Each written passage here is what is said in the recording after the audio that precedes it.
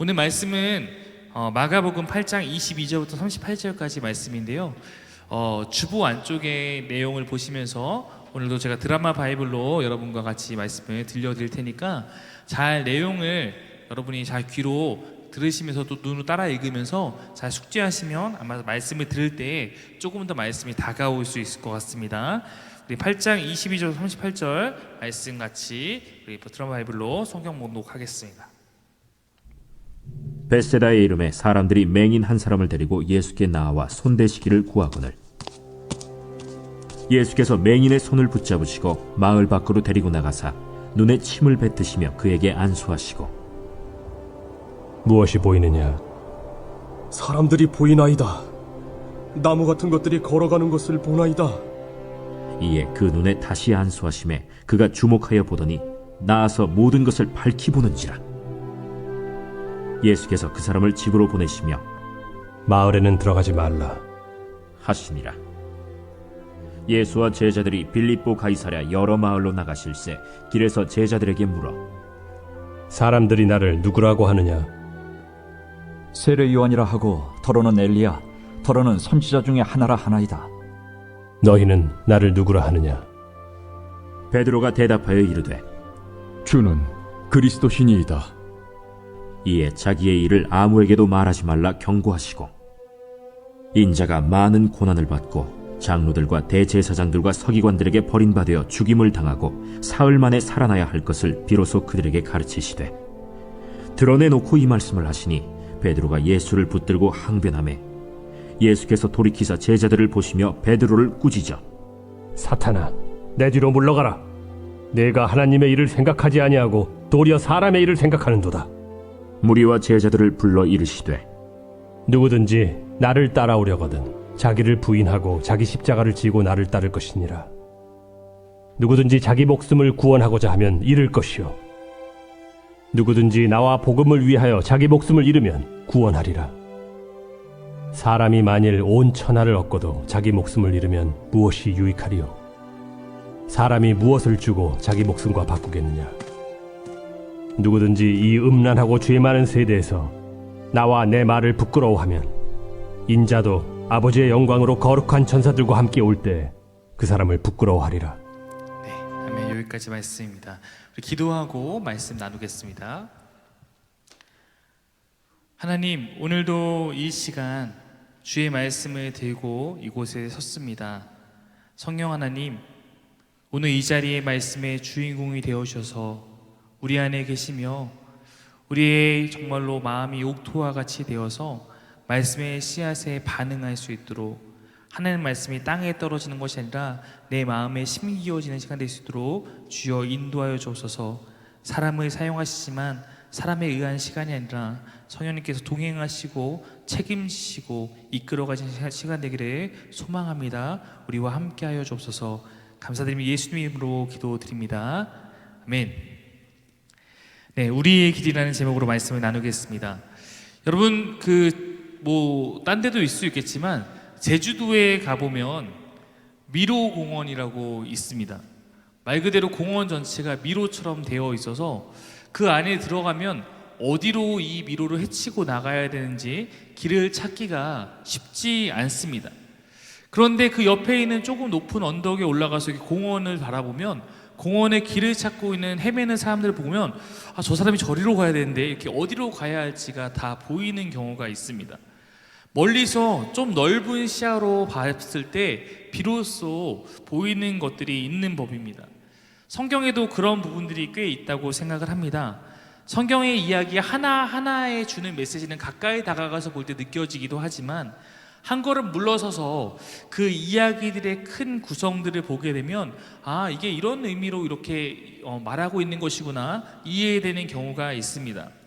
마가복음은 우리가 지금 함께 나누고 있는데 마가복음은 특별히 우리가 그렇게 한 걸음 물러서서 멀리서 바라보는 안경으로 볼 때 또한 그 안에 색다른 또 메시지들이 숨어 있는 그러한 책입니다. 그리고 그렇게 봐야지 무엇보다 마가가 우리에게 들려주고 싶은 진정한 복음의 메시지에 다각적으로 우리가 다가설 수 있다고 생각합니다. 제가 마가복음에 들어가며 처음에 금요일날 온라인 설교로 나왔던 마가복음의 첫걸음이라는 그 설교 안에서 몇 가지 부분을 제가 여러분께 소개한 바 있는데, 일단 그때 이런 얘기를 했습니다. 마가복음은 3막으로 구성된 연극과 같다라고 얘기한 바 있습니다. 우리가 3막의 연극을 생각하고 마가복음 여러분이 바라보면 조금 더 마가복음을 이해하기 쉽습니다. 이 이야기는 결코 어려운 얘기가 아닙니다. 여러분, 연극에 가면 1막, 2막, 3막이 있을 때 막이 바뀔 때마다 불이 꺼지면 뒤에 배경이 바뀌곤 합니다. 그걸 통해서 이제는 다른 곳으로 전환됐구나 느낄 수 있는데, 마가복음은 그렇게 3번의 큰 전환이 있다는 것입니다. 먼저 1막은 갈릴리 사역입니다. 지금까지의 설교를 통해서 제가 나눴던 모든 이야기들이 바로 이 갈릴리 사역에 대한 이야기였습니다. 예수님께서 세례를 받으시고 사탄에게 시험을 당하신 후에 복음을 선포하셨던 그 이야기들, 병자들을 고쳤던 수많은 사건들, 5,000명을 먹이시고 또한 4,000명을 먹이신 사건, 율법 준수에 대한 논쟁과 수로보니게 여인 사건, 에바다 사건, 이 모든 것이 예수님의 공생애를 담고 있는 1막에 해당하는 그런 사역입니다. 1막은 예수님이 등장하시고 3년간 다양한 사역을 활발히 행하셨음을 마가복음 내에서 그렇게 담아내고 있습니다. 그리고 이제 2막으로 들어갈 때 분위기가 바뀌고, 1막이 갈릴리의 사역이고 3막이 예루살렘에서의 십자가를 향한 그 마지막 여정이라면, 2막은 한번 넘겨주시면, 2막은 1막의 사역을 마친 후에 3막을 향해 가는 그 여행길에 대해서 다루고 있습니다. 즉, 이 여행은 십자가를 지러 가기 위한 여행, 예수님의 입장에서 보면 죽음을 향해서, 죽음을 내다보며 가고 있는 여행입니다. 그러므로 여러분, 이 2막의 배경은 그럼 뭐가 되겠습니까? 1막이 갈릴리 사역이었고 3막이 예루살렘이라는 2막의 배경은 길인 것이에요. 길. 다음 페이지 한번 넘겨주시면, 말씀을 제가 5개까지 말씀을 했는데 이게 다 2막에 있는 말씀인데, 여기 보면 예수와 제자들이 빌립보 가이사랴 여러 마을로 나가실 때 길에서 제자들에게 물어 이르실 때 사람들이 나를 누구냐?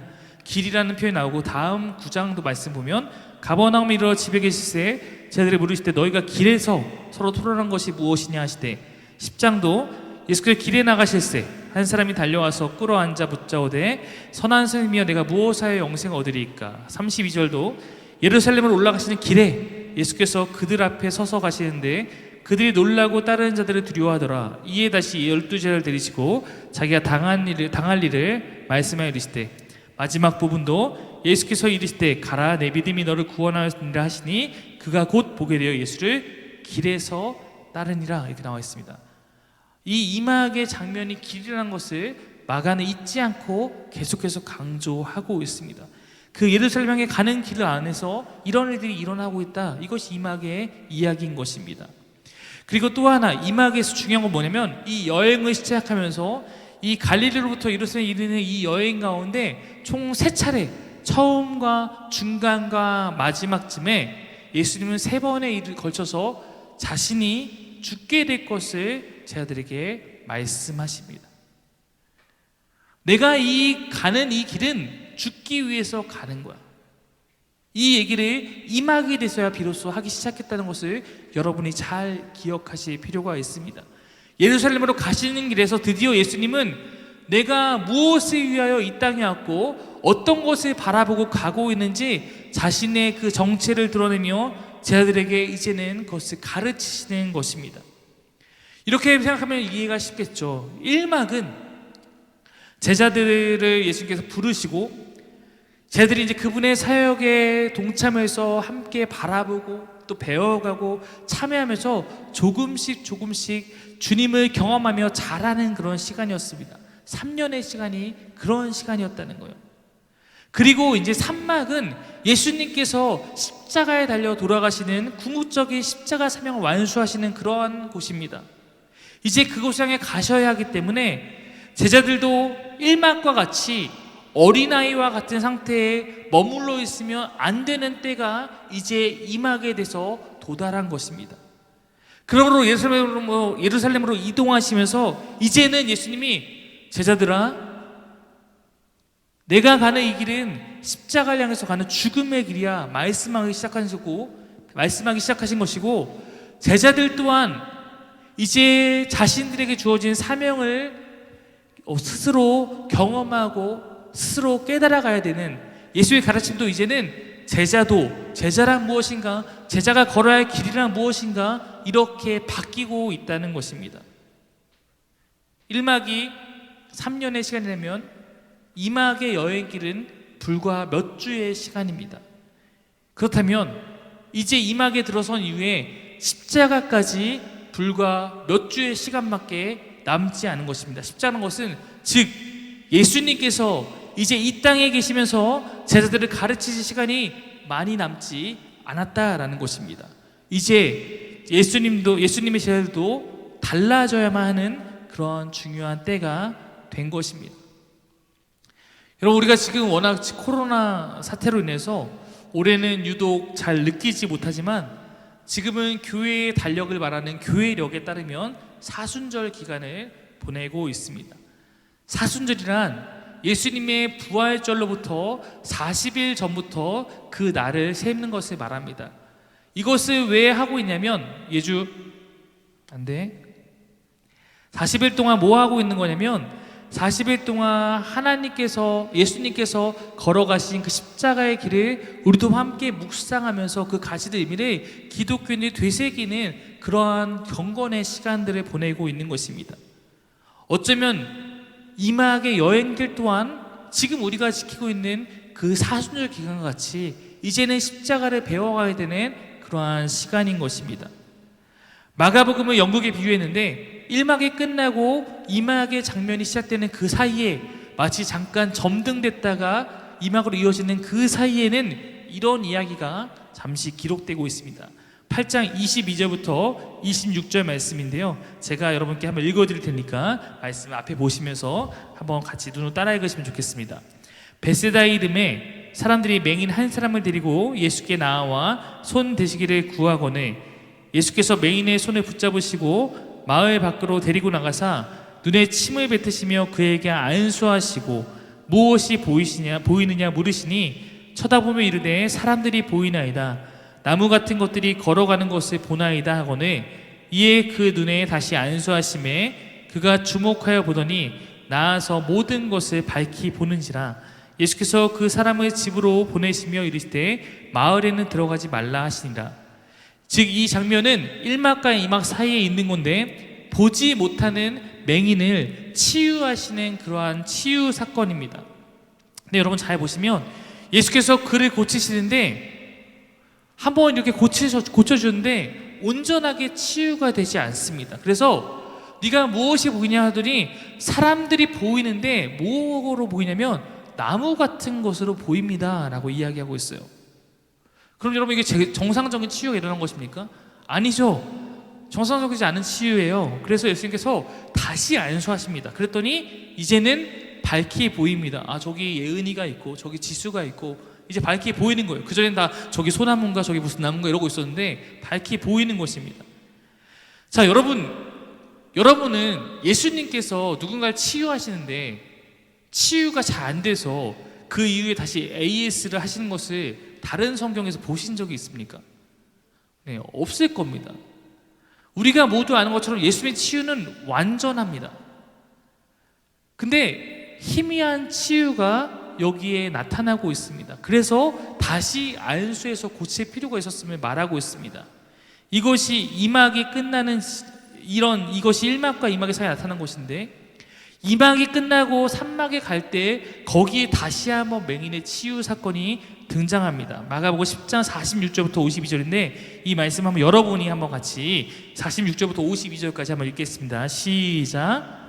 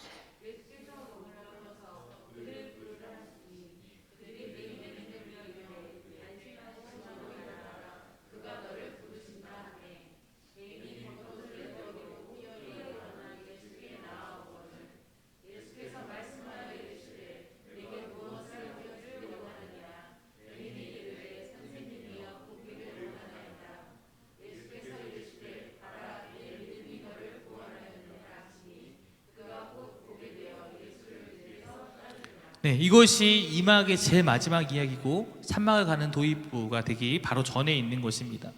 즉 앞선 맹인 치유 사건이 나오고 두 번째 맹인 치유 사건이 나오는데 앞선 치유 사건과 달리 여기서는 곧 즉시 보게 되는 그런 온전한 치유가 일어났습니다.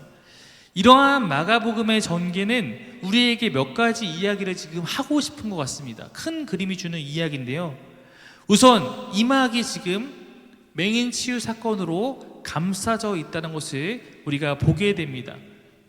제가 많이 말하지만 이것을 인클루지오라고 하는데, 이 인클루지오는 어떤 거냐면 감싸고 있는 그 이야기가 그 안에 담겨있는 이야기의 핵심이라는 거예요. 그럼 이막 전체의 핵심이 맹인 치유 사건으로 우리가 이해해야 된다는 것입니다. 맹인 치유란 것은 보지 못하는 자가 보게 되는 것. 즉 이 이막에 나타난 이 여행은 영적으로 아직 맹인과 같았던 제자들이 예수님을 바로 보게 되는 그러한 깨달음을 위한 여행이라는 것을 마가는 우리에게 말하고 있는 것입니다.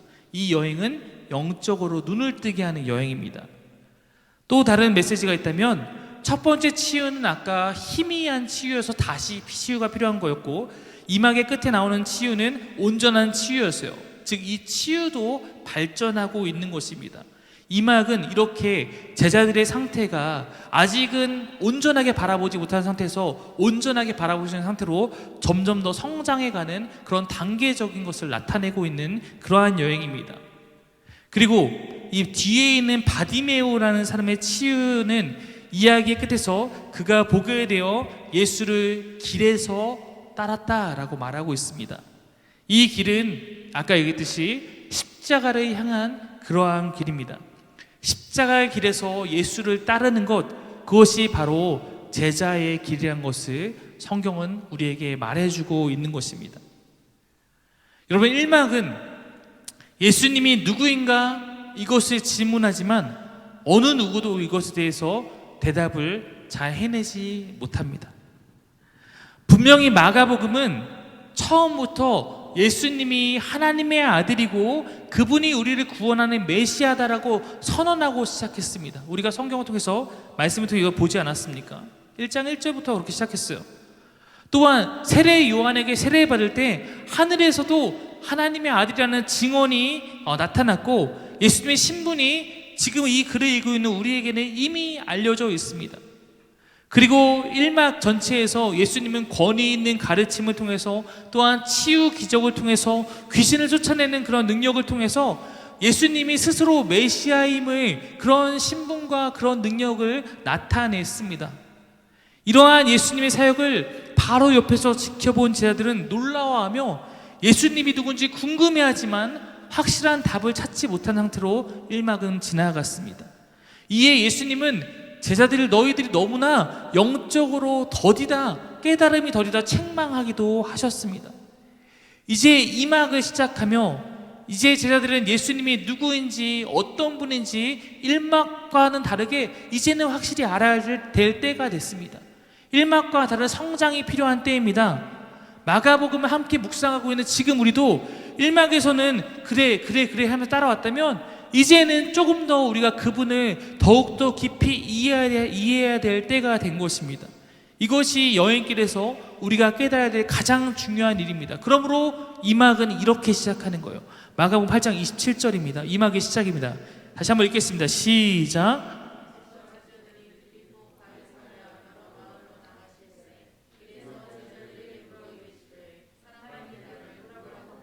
첫 번째 맹인 치유 사건이 끝난 후 여행을 떠나면서 첫 질문은 사람들이 나를 누구라고 하느냐입니다. 28절 말씀 읽겠습니다. 시작. 제자들이 여자와 이르되 세례 요한이라 하고 더러는 엘리야, 더러는 선지자 중에 하나라 하나이다. 당시에 사람들은 예수님 바라보며 세례 요한이 부활했다고 하고 엘리야가 나타났다고 하고 선지자 중에 하나일 거라고 그렇게 말합니다. 이것이 당시 예수님을 따르지 않는 사람들이 예수님에 대해서 바라보는 인식이었습니다. 여러분, 한번 제가 여러분에게 묻겠습니다. 지금 우리가 살아가고 있는 이 시대에 2020년 대한민국에서 교회 밖의 사람들에게 예수님에 대해 물으면 그들은 무엇이라고 답하겠습니까? 교회 밖의 사람들한테 예수님은 어떤 분입니까? 아마 이때 당시의 사람들은 적어도 예수님에 대해서 이렇게 얘기했을지 모르지만 지금 교회 밖에 있는 사람한테 우리가 묻는다면 그들에게 예수님은 아무것도 아닐 것입니다.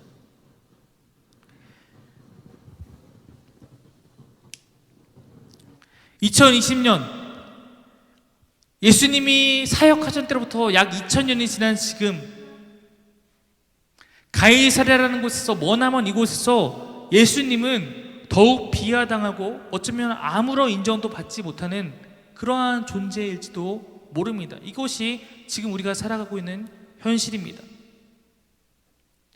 뒤이어 이제 예수님은 이렇게 묻습니다. 그럼 너희는 나를 누구라고 하느냐? 여러분은 이 예수님의 물음 앞에 만약 지금 여러분에게 예수님이 이렇게 물으신다면 뭐라고 대답하시겠습니까? 성경에서는 베드로가 이에 답을 하죠. 주는 그리스도입니다. 여러분, 베드로가 했던 이 대답은 100점짜리였어요. 용케도 베드로는 예수님께서 갈릴리의 3년의 사역을 통해 제자들이 깨닫기 원하셨던 바로 그 대답을 고백합니다. 마가복음에는 나타나지 않지만 마태복음의 같은 본문에서는 예수님께서 베드로의 고백을 들으신 후에 이런 말씀하세요. 내가 이런 고백을 하는 자들에게 천국 열쇠를 주겠다라고 말씀하시기도 합니다. 그래서 여러분 유럽에 있는 교회, 고전된 교회를 가보면 앞에 조각상 같은 게 있는데 항상 베드로는 열쇠 꾸러미를 들고 있죠. 네. 여러분에게도 예수님은 그리스도가 되십니까? 그리스도란 것은 구원자라는 것입니다. 이곳에 모여서 예배하는 사랑하는 여러분, 여러분에게도 예수님은 여러분의 구원자가 되십니까? 여러분의 삶을 죄에서 구원하고 하나님 나라를 여러분에게 가져오는 그러한 분으로 여러분은 그분을 믿고 그분을 고백하고 계십니까? 그런 자들에게 천국 열쇠가 있다는 이 상징적 말씀은 당연한 것입니다. 하나님 나라는 바로 그러한 믿음으로 들어가는 나라이기 때문입니다. 그런데 예수님은 베드로의 이 놀라운 고백을 들은 후에 이 일을 아무에게도 말하지 말라라고 경고하십니다. 왜일까요? 예수님의 1막에서도 예수님의 신분에 대해서 누군가 말하려고 할 때마다 비슷한 경고를 주신 바 있습니다. 말하지 말라. 우리는 그것을 이렇게 이해합니다.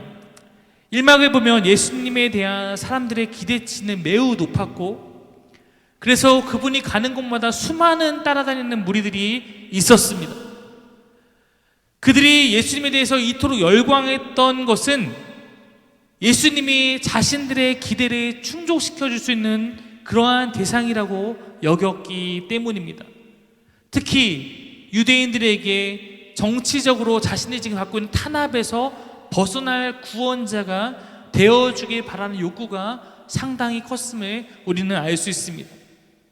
만약 예수님이 구약이 예언하고 기다렸던 메시아라는 것을 충분한 이해가 없는 상태에서 사람들이 알게 되고 사람들에게 전해지게 됐을 경우에 사람들은 예수님을 십자가의 길이 아닌 자신들의 정치적인 왕이 되는 길로 아마 이끌려고 하였을 것입니다. 마가복음에서 예수님이 메시아로서 가야 하는 길은 십자가의 길입니다. 그러므로 예수님은 아직 그 의미를 바르게 알지 못하는 사람에게 자신의 신분을 알리지 말라라고 하고 계신 것입니다. 후에 이제 본격적으로 십자가의 그 사명이 완수되어 거기에 돌입했을 때 체포되어 신분을 받으시는 때가 돼서야 예수님은 내가 메시아다라고 공개적으로 말씀하기 때문입니다. 베드로가 어쨌든 이 가이사랴에서 길에서 베드로에게 이 고백을 들은 후에 이제는 예수님이 제자들에게 정말로 내가 중요한 말씀을 할 수 있는 때가 됐다고 판단하신 것 같습니다. 예수님의 존재를 제대로 인식한 그들에게 예수님이 던지신 이야기는 오늘 동일한 고백을 갖고 이곳 가운데 모여있는 여러분이라면 아마도 주님이 우리에게 주시는 메시지가 될 것 같습니다. 31절 말씀 함께 읽겠습니다. 31절입니다. 시작.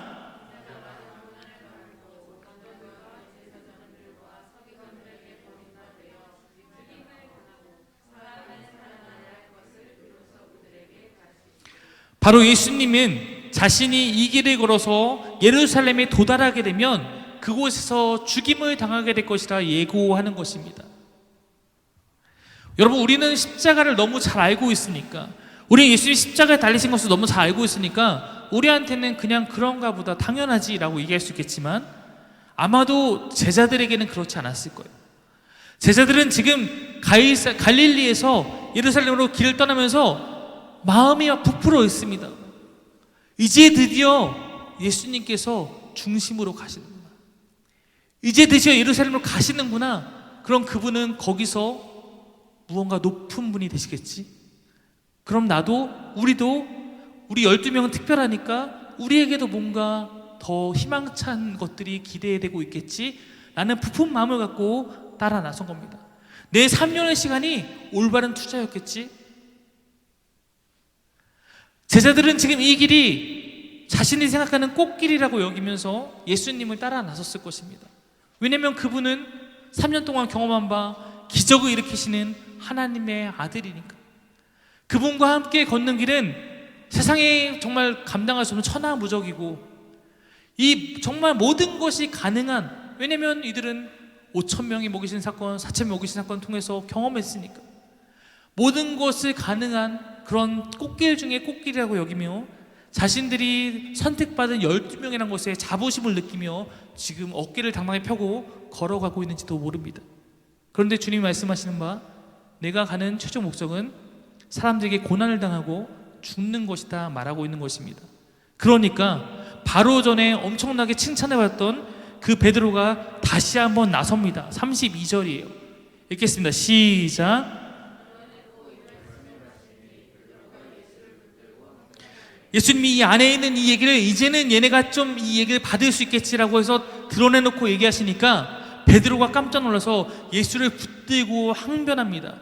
붙들고 항변하다라는 표현은 에피티만이라는 것인데, 이 에피티만이라는 이 헬라어는 마가복음에서 예수님이 더러운 귀신을 꾸짖는 장면, 폭풍을 꾸짖어서 잠잠케 하는 장면에 사용된 단어입니다. 즉 그런 예수님을 베드로가 꾸짖고 있는 거예요. 예수님 지금 무슨 얘기입니까? 무슨 예수님이 뭐 죽음의 길을 가십니까? 말도 안 됩니다. 예수님의 이 이야기에 대한 베드로의 반응이 얼마나 거칠었는지를 보여주는 표현입니다. 여러분, 베드로가 이런 반응을 보인 것은 베드로를 포함한 제자들의 기대감과 완전하게 다른 충격적인 선언을 예수님께서 하셨기 때문입니다. 베드로가 생각하는 예수님의 길, 메시아의 길은 영광과 권세의 길이었을 것입니다. 그분을 따르는 자신들에게도 그러했을 것이라 기대했을 것입니다. 그러나 메시아의 길은 고난의 길이었습니다. 자신들이 3년을 투자해서 따라왔던 그 길, 자신의 기대감이 위협받는 느낌이었겠죠. 예수님은 그 길을 막아서고 항변하는 베드로에게 이렇게 말씀하십니다. 33절입니다. 읽겠습니다. 시작. 예수께서 돌이키사 제자들을 보시며 베드로를 꾸짖어 이르시되, 사탄아, 내 뒤로 물러가라. 내가 하나님의 일을 생각하지 아니하고 도리어 사람의 일을 생각하노다 하시고. 사탄아, 물러가라.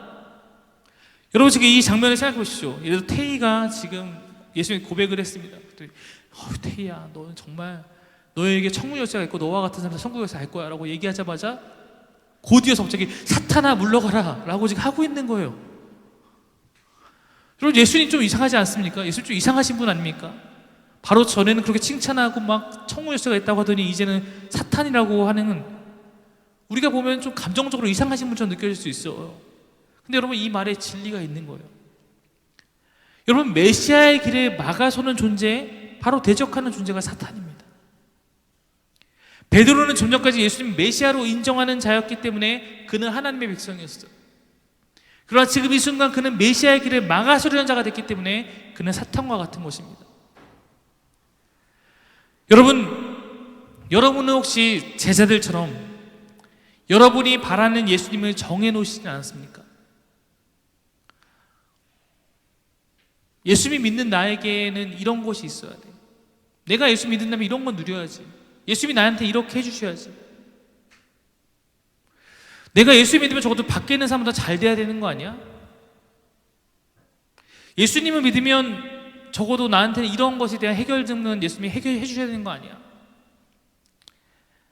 내가 바라는 예수를 정해놓고 내가 꿈꾸는 길을 정해놓고 주님이 그 길에 동참해 주시기를 바라는 그러한 모습이 혹시 우리 안에는 없습니까? 주님이 날 도와야 합니다.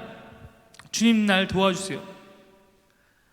옳은 표현일 수 있습니다. 그러나 혹시 주님이 기뻐하시지 않는 길을 가면서 주님께 도와달라 그러면 주님이 그 길을 도와주시고 함께 하실 수 있겠습니까?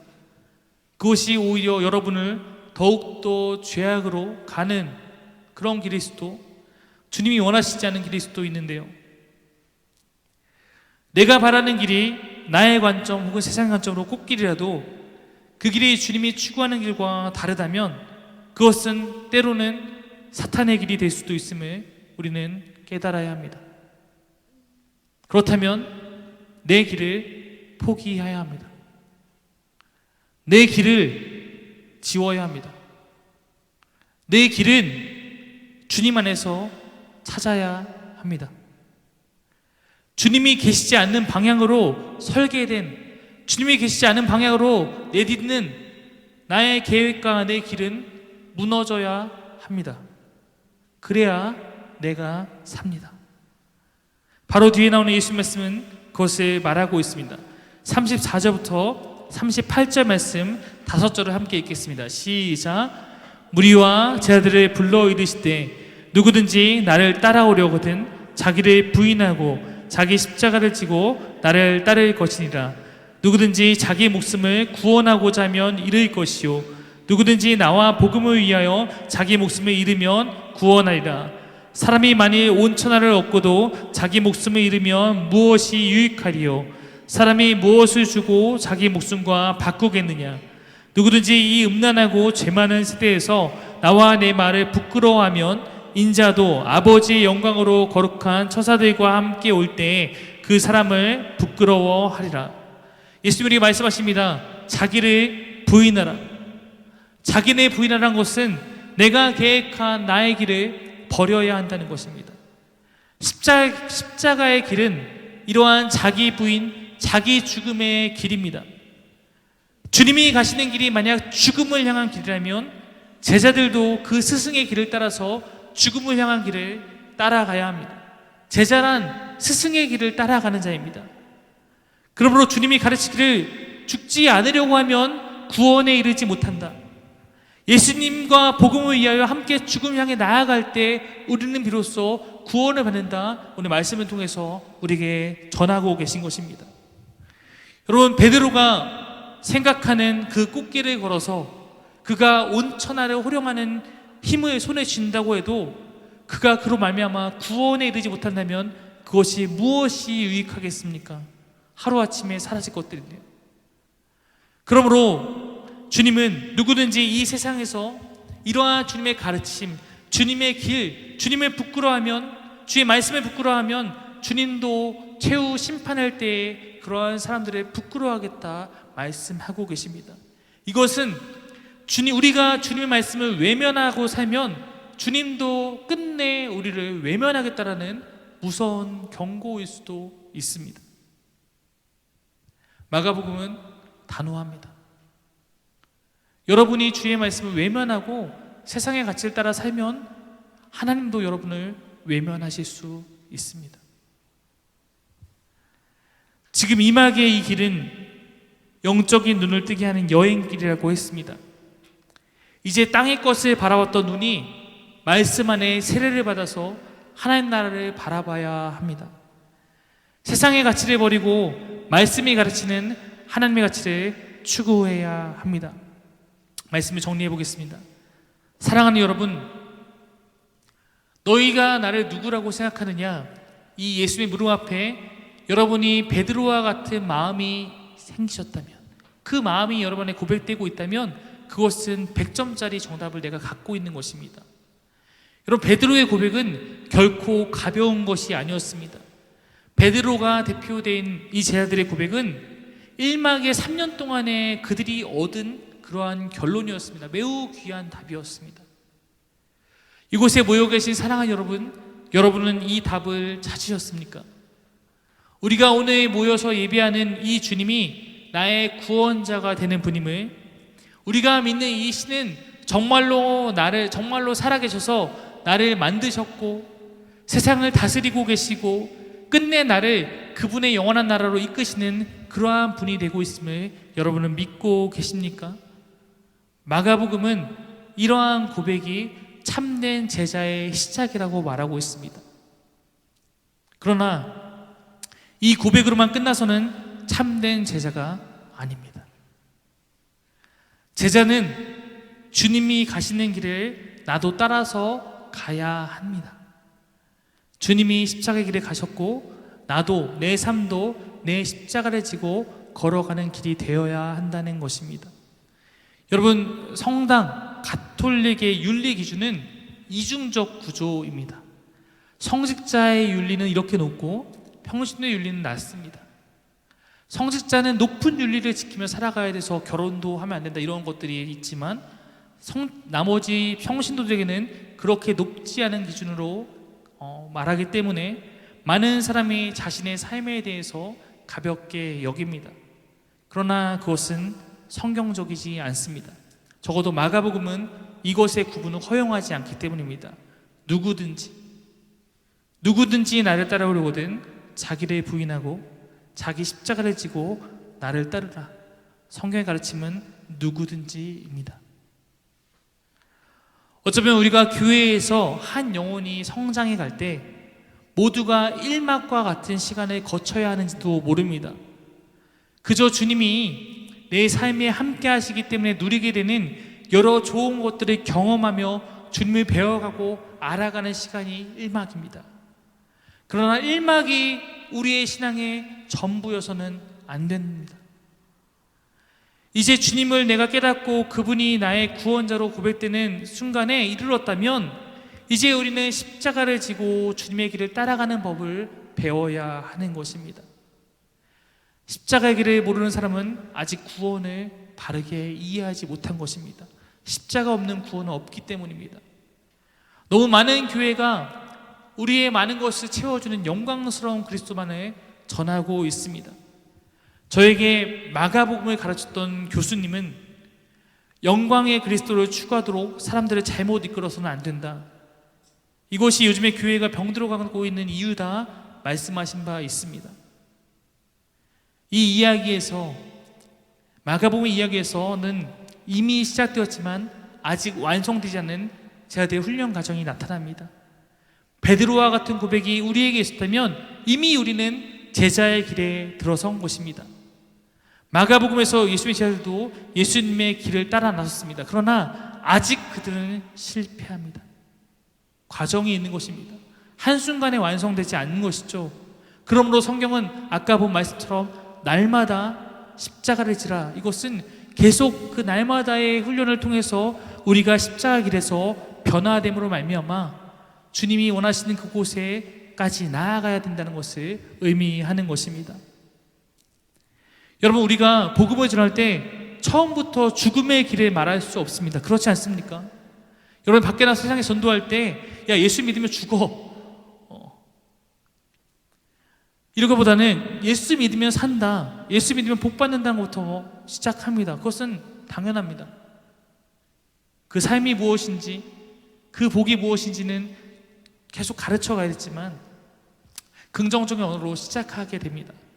그러나 거기 머무는 신앙이 되어서는 안 됩니다. 복음이 우리에게 진정으로 가르치는 것은 살기 위해서는 반드시 먼저 죽어야 한다는 것입니다. 죽는 자가 산다는 것입니다. 내가 계속 살아서 내가 원하는 삶을 추구하기 위한 수단으로 예수를 믿고 있으면 그런 자는 반드시 죽는다는 것입니다. 제자는 주님 앞에 죽는 자예요. 주님 앞에서 죽고 말씀 앞에서 완전하게 녹는 자입니다. 그러므로 말미암아 주님이 주시는 새로운 생명의 떡을 먹고 새로운 생명을 살아내는 자입니다. 우리 교회 한 성도께서 제게 이런 이야기를 했던 적이 있습니다. 목사님, 저는 아직 많이 부족해서 욕도 잘하고요. 전 되게 못됐어요. 네, 그런 얘기를 들을 때 하나도 밉지 않습니다. 그리고 여러분, 저 또한 그런 사람입니다. 목사라는 외적인 가면 때문에 거룩의 탈을 쓰고 습관적인 정제된 모습으로 살아가지만 제 안에는 아직도 썩고 도려내야 할 부분이 많음을 저도 많은 순간 느낍니다. 욕을 내뱉지 않을 뿐 제 안에도 욕이 있고, 화를 내지 않을 뿐 제 안에도 화가 있고, 저도 아주 나약하고 못난 사람임을 느낄 때가 있습니다. 그런데 여러분, 그런 사람으로 끝나고 싶지는 않습니다. 지금 내 모습 온전치 않지만 이 모습으로 끝나고 싶지 않은 열망이 제 안에 있습니다. 여러분 안에게도 그러한 열망이 있으리라 믿습니다. 주님을 닮는 것을 추구하며 오늘도 주의 십자가를 바라보며 나아가는 것이 바로 우리가 그렇게 그 열망을 다해 한 걸음을 내딛는 것입니다. 사랑하는 사귐의 형제자매 여러분, 우리는 어쩌면 이미 그 길을 걷고 있습니다. 우리는 함께 그 길에 들어섰고 함께 걸어가고 있습니다. 그러나 아직 우리는 계속 걸어야 합니다. 사랑하는 여러분, 이 길을 포기하지 마십시오. 사랑하는 여러분, 이 길에서 벗어나지 마십시오. 제가 목사로서 주님 앞에 가장 부끄러운 것이 있다면, 네가 처음에는 함께 걷는 사람이 있었는데 왜 마지막 이곳에는 왜 다 오지 않았니? 라는 주님의 질문이 아닐까 생각합니다. 우리가 꼭 이 길을 함께 잘 걸어서 십자가 넘어 부활의 영광에 먼저 도달해서 기다리고 계신 주님께 나아가기를 소망합니다. 그럼 주님을 따르는 이 길이 무엇일까? 이 설교를 마무리하며 아주 짧은 문장 하나로 우리가 새기며 마치고 싶습니다. 이 길을 그럼 걷자라고 하는데, 우리가 삶에서 이 길을 걷는다는 것을 어떻게 확인하고 어떻게 점검할 수 있을까? 전 여러분과 같이 이 삶을 살아보기를 원합니다. 다음 페이지 넘겨주시면 아마 아실 수도 있을 거예요. WWJD라고 합니다. 풀었으면 이렇게 됩니다. What would Jesus do? 예수님이라면 어떻게 하셨을까? 내 삶의 순간순간마다, 고민의 순간순간마다 지금 이 순간 예수님이라면 어떻게 하셨을까? 이 물음이 여러분의 삶의 날마다 던져지고 그 대답이 여러분의 삶의 흔적으로 나타난다면 그것이 우리가 주님을 따르는 제자의 삶, 우리들의 길인 줄 믿습니다. 우리 이곳에 모여있는 아이들도 얼마나 이 설교가 지루하고 이 아이들에게 힘들까요? 그러나 이 말씀만 기억했으면 좋겠어요. 우리들의 삶 가운데 질문이 생길 때마다 예수님이라면 어떻게 하셨을까? 그 대답이 있다면 나도 예수님 제자니까 그렇게 나도 해야지. 그러한 삶을 살아간다면 이 말씀이 여러분의 삶에 열매 맺게 될 것임을 확신합니다. 우리 같이 오늘 찬양하고 이 말씀을 되새기며 기도하고 싶습니다. 유명한 찬양인데요, 반주해 주시고 주님 다시 오실 때까지라는 찬양 같이 나누려고 합니다. 주님이 다시 오실 때까지 나는 이 길을 가리라.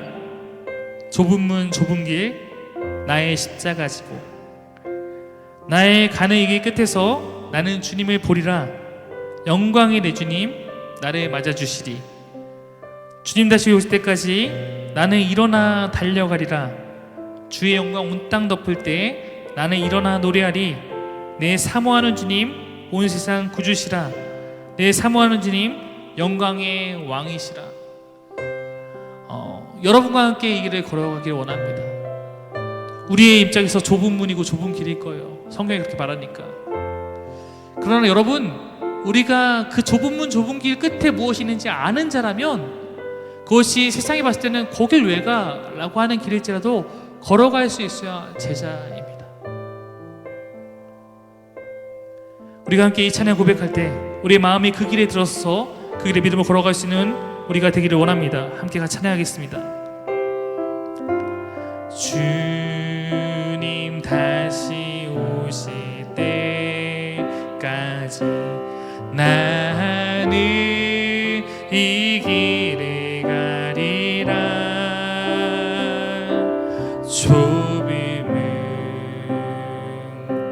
좁은 길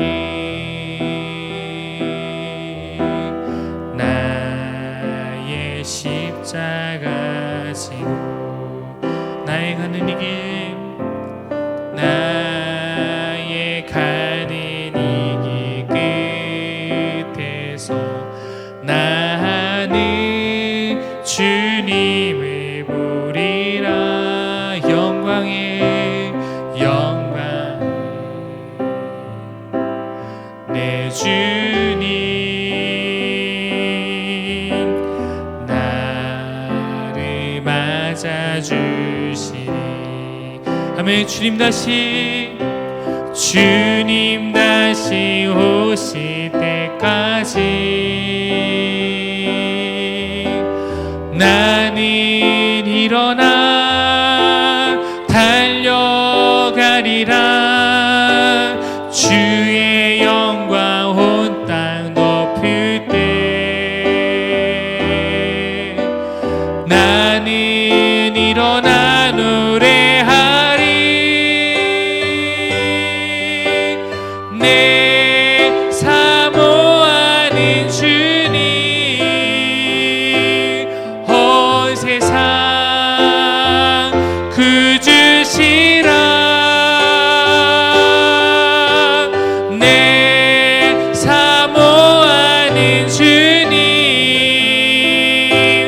영광의 왕이. 우리 한 번 더 찬양하겠습니다. 주님 다시 오실 때 나는 이 길을 우리가 걷는 이 길을 묵상하며 좁은 길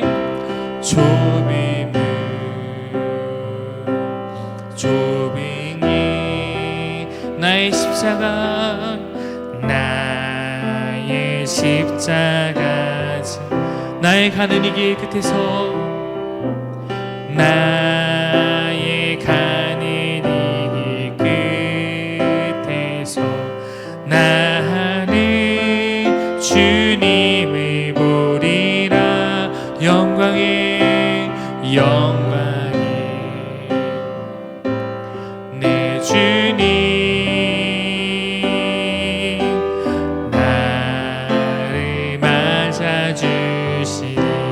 아멘. 주님 다시 오실 때까지 나는 일어나 달려가리라.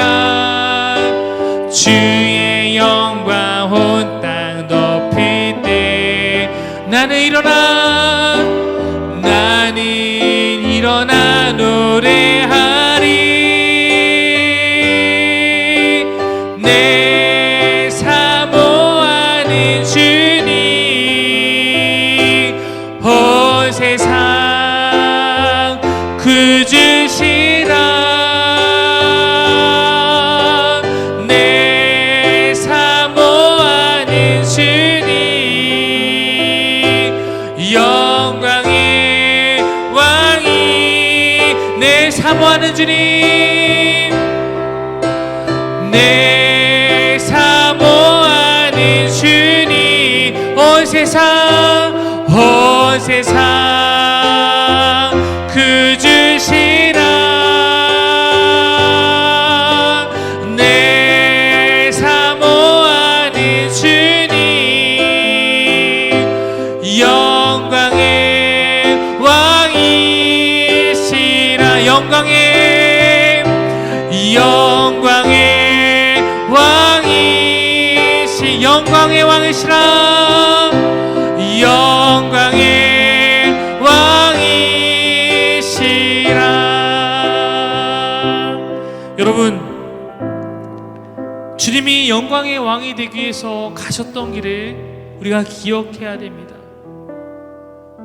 여러분, 우리가 걷고자 하는 그 길은 사람들이 칭찬하고 옆에서 꽃길을 뿌려주는, 꽃을 뿌려주는 그런 길이 결코 아닐 거예요. 오히려 침을 뱉고, 오히려 그 길에 걷고 있는 우리에게 욕을 하고, 왜 그 길을 가냐고, 너희는 왜 무식하게 그 길을 가냐고, 왜 아무것도 아닌 곳에 그렇게 목을 매며 살아가냐고 다 이해하지 못하는 그러한 길일 것입니다.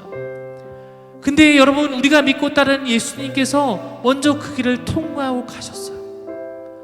그 길에는 예수님이 지나가신 발자취만 있고, 이제 그 길에는 영광으로 빛나는 주님은 그 길에 보이지 않습니다. 그러나 우리는 알고 있어요. 그 길을 지나서 걷고 걸으면 영광의 주님께서 우리를 맞이하고 계시는 것을 우리는 알고 있습니다. 우리가 함께 그 길에 가기를 원합니다. 세상이 이해 못하는 좁은 길, 세상이 이해해주지 않는 좁은 문일지 모르지만, 그러나 우리가 포기하지 않고 그 길에 가기를 원합니다. 그것이 제자의 길이고, 그것이 하나님 나라의 백성이 되는 길입니다. 이 시간 우리가 그것을 위해 기도합시다. 주님, 내 마음 가운데 주님 찾아오셔서 나에게 제자의 사명, 하나님 나라의 그런 백성이 되는 그러한 길에 주님이 날 초청해 주셨는데, 내가 이제 이 길을 잘 걸어가기를 원합니다. 내 믿음이 흔들릴 때에도 주님, 내가 그렇다고 포기하지 아니하고 다시 잘 추스려서 하나님, 내가 이 길을 끝까지 잘 걸어가기를 원합니다. 주님, 내 마음 가운데 그런 마음이 있으니, 내 마음 가운데 그러한 열망이 있사오니 주님, 연약한 나를 붙드시고 내가 그 길을 계속 걸어서 주님의 나라까지 함께 나아갈 수 있도록 주여 날 붙들어 주옵소서. 우리 그런 마음으로 우리 결단을 담아서, 우리 그런 마음으로 우리 삶을 고백하며 함께 같이 기도하며 나아갔으면 좋겠습니다. 함께 기도하며 나아가겠습니다.